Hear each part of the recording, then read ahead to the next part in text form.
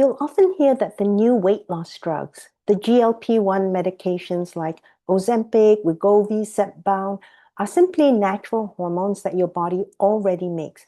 Now, that's potentially misleading because it can give the impression that these drugs are basically doing what your own GLP-1 does, just a little more, a little stronger, a little more intense.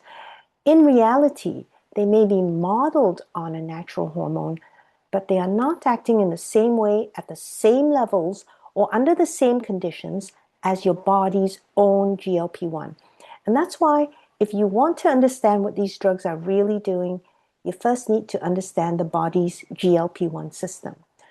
I'm Dr. Vivian Lowe, a board certified physician in internal medicine and obesity medicine with over 20 years experience in treating people who have obesity.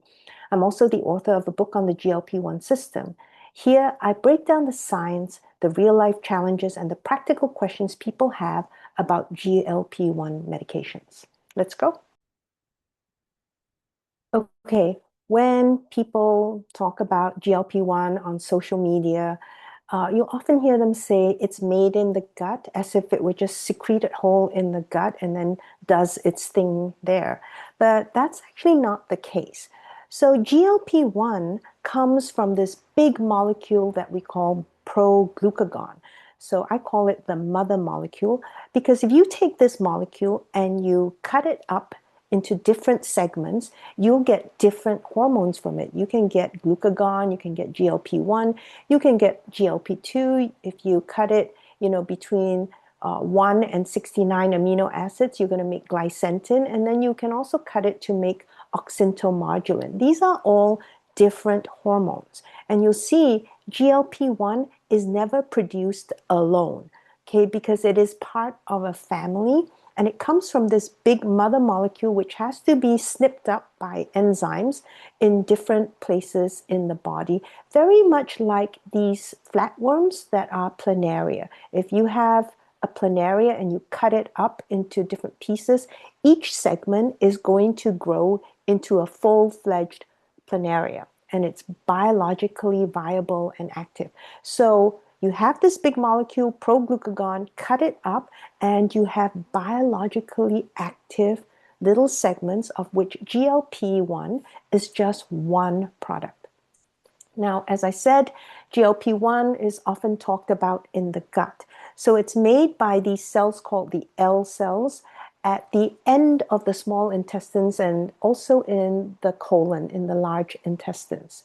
And usually you don't have GLP-1 in your system until you have a meal. So you have very, very small, almost undetectable levels, and then you eat something, a mixed meal, and what happens is those L cells in the intestines will start to make the GLP-1, and that will start to rise in levels. However, GLP-1 is very quickly degraded or broken down by an enzyme that's called DPP-4.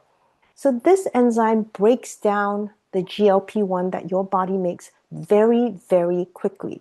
The half-life of GLP-1 is about 2.5 to 3 minutes. When I say half-life, it means the time that it takes to break down half of the total concentration that you have in your body. So let's pretend you make 100 units of the GLP-1, and in 2.5 minutes, DPP-4 is going to break it down. So you now only have 50 units left in the body. And in another 2.5 minutes, you break down another 50% of the 50. So you have 25 units left in the body. So you can see that it really gets degraded very, very quickly. So much so that not very much gets into the bloodstream.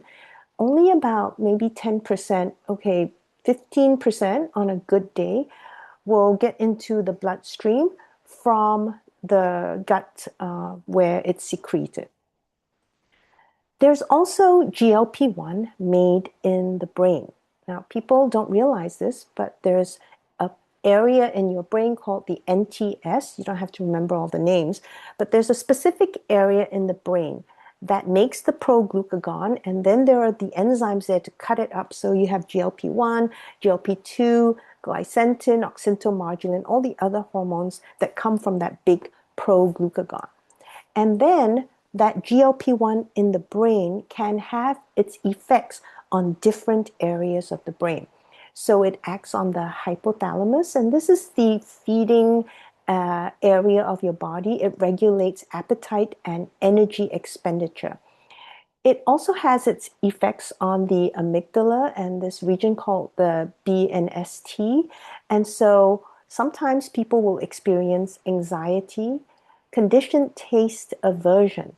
And that just means, you suddenly develop an aversion to a particular food. Say you always loved mangoes and now all of a sudden you can't stand them. And then also some people exhibit sickness behaviors. So they don't have a good appetite, they don't feel well, they're just kind of tired, low energy. Now, GLP-1 also acts on the ventral tegmental area and nucleus accumbens. This is sort of the reward area in the brain. And so the GLP-1 action there is going to decrease the dopamine rush, decrease the dopamine reward when it comes to addictive substances like food and drugs and alcohol. And then, of course, it also acts on the dorsal motor nucleus of the vagus nerve. And this controls the parasympathetic system so that it slows down your digestion. People don't know that GLP-1 can also be produced in the pancreas. A lot of times when we talk about the pancreas, we think about insulin, which is made by the beta cells in the pancreas. And then we think about the alpha cells mostly making glucagon. Now, glucagon comes from that big pro-glucagon molecule. If it's cut up by certain enzymes, we get glucagon. But under certain conditions, for example, hyperglycemia or metabolic stress, then we're actually going to produce the enzymes that cut the pro-glucagon molecules in a different way. And now the alpha cells are going to be making GLP-1, GLP-2, and all the other hormones that are associated with it. Okay, so once we have the pancreas, now the alpha cells making this GLP-1, it can go and influence the beta cells and help the beta cells make more insulin. And because it helps increase this insulin effect in the body, you'll hear of GLP-1 frequently referred to as an incretin, I-N-C-R-E-T-I-N, okay, an incretin hormone. So I wanted to bring your attention to this because, again, when we talk about GLP-1, we have to be very careful about what we're actually talking about. And I wanted you to understand what the GLP-1 system in your body is about. So keep in mind that your body's GLP-1 acts as part of a larger system. It doesn't act alone. And in the next video, I'm going to be talking more about the GLP-1 medications, how they're similar, and also how they're different from the native GLP-1s that you produce in your body. Now, some of you may already be on GLP-1 medications, and if you want more support, then I've created a GLP-1 guide and workbook designed for real life and not just theory. It also includes a live Q&A session with me so that, I can answer questions that come up when you're looking through the workbook or when you have been watching my videos. So look for the link in the description below, and I'll see you in the next video.